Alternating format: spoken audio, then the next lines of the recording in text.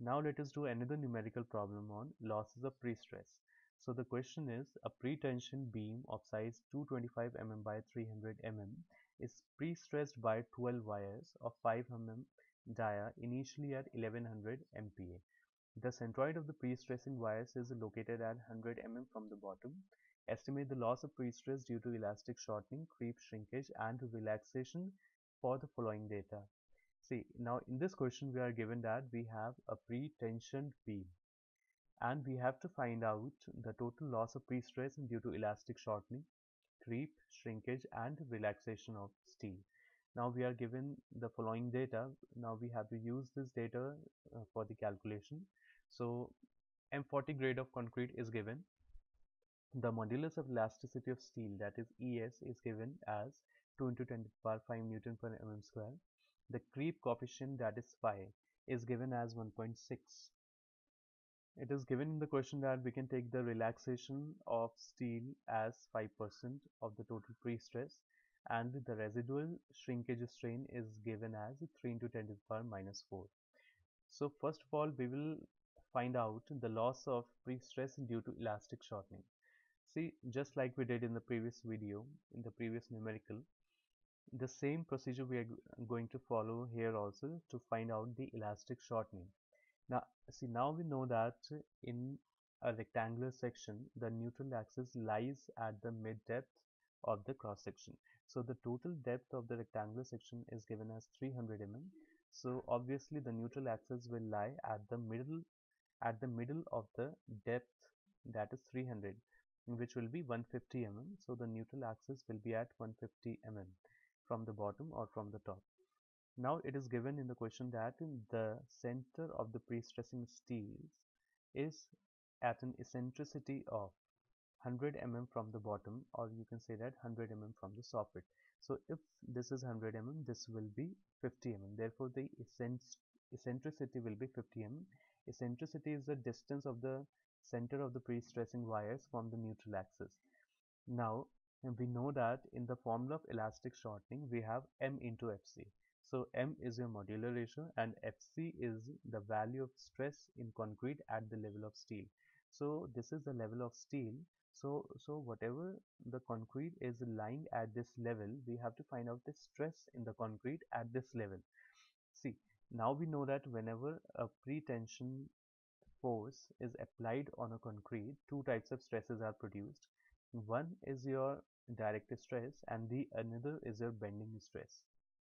The variation of the direct stress is constant throughout the section and its value is P upon A, and whenever the tendon is below the neutral axis, the beam will hop. That is, tension will be produced at the top and compression will be produced at the bottom. So therefore, due to the bending stress, see negative negative value means tensile stresses will be produced above the neutral axis and compressive stresses will be produced below the neutral axis. So now we have to find out the value of stresses at the level of the steel. See, this is the level of the steel, this dotted line. So we have to find out the value of this and the value of this stress. If we will do the summation of both of these stresses, we will get the total value of stress in concrete at the level of steel, that is Fc. So if you see this diagram, see this value is P upon A and this value is constant throughout the section. So at this layer also, at this depth also, the value will be P upon A. But if you see this diagram, the value is maximum at the bottom, and if you go towards the neutral axis, this value is decreasing. So suppose the value of stress in the concrete is suppose X. So now we will find out the value of X. And how do we find out the value of X? See, first we will calculate the value of this, length of the triangle. See, we know that this length of the triangle is what? The bending stress at the level of, the bending stress at the bottommost fiber, and its value is PEY upon I. PEY is, Y is the distance of the bottommost fiber from the neutral axis, and this divided by the moment of inertia. See, we know that I upon Y, if I take this Y in the denominator, it will become I upon y, and I upon y is the section modulus, that is z. See, I, we know that for a rectangular section the value of the moment of inertia is BD cubed by 12, and z is I upon y. So if I divide the BD cube by 12 by y. See, y is the distance of either the topmost fiber from the neutral axis or the bottommost fiber from the neutral axis. And if you see the diagram, the value of both the terms is what, d by 2, depth by 2. So I can replace y by d by 2.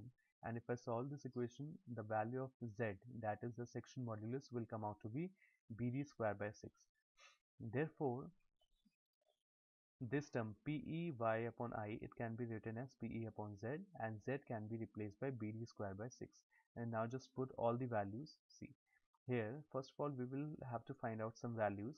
The area of the pre-stressing wires will be, now in the question we are given that there are 12 wires and the dia of each wire is 5 mm. So the total area of cross section of the wires will be, see, the cross sectional area of one wire will be pi by 4 into 5 whole square, and if I multiply it with 12, I will get the value of total area of the pre-stressing wires, which will come out to be 235.62 mm square. Therefore the pre-stressing force P will be what, 1100 into 235.62. See, 1100 is the pre-stress, and if I multiply stress with the area, I will get force. So the value of force will be stress into area. So 1100 into 235.62 will give you 259,182 newtons.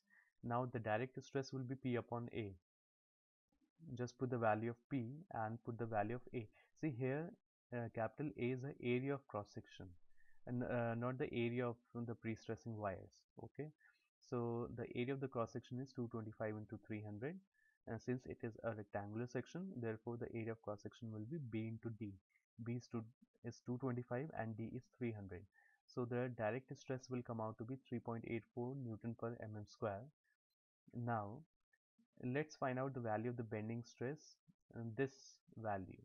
Okay, so this value is PEY bottom upon I, and this can be written as PE upon Z. So just put the values. E, the value of E, we know that it is 50 BD square by 6. So the bending stress will come out to be 3.84 MPa. So this value will be 3.84 MPa. See, now we have to find out the value of the bending stress at this level, that is the value of X. See, we can find out this value by using the property of similar triangles. Now, if you see the diagram, there are two triangles. One is this bigger triangle and one is this smaller triangle. So the perpendicular of the bigger triangle divided by the base of the bigger triangle equal to the perpendicular of this smaller triangle divided by the base of the smaller triangle. So we will get this equation, and after solving this equation, the value of X will come out to be 1.28 MPa. So therefore the value of the bending stress in the concrete at the level of steel is 1.28 MPa. So therefore the total stress in the concrete at the level of steel will be P upon A plus X. So this will come out to be 5.12 MPa. See, now we have to find out the value of the modular ratio, and we know that modular ratio is equal to ES upon EC, but in the question the value of EC is not given. So we can find out the value of AC as 5000 under root FCK. So 5000 under root FCK is 40. So this term will come out to be 31622.78 Newton per mm square. So just put the values in the formula of the modular ratio. The modular ratio will come out to be 6.32. So therefore the loss due to elastic shortening will be M into Fc. So therefore it will come out to be 32.38 MPa.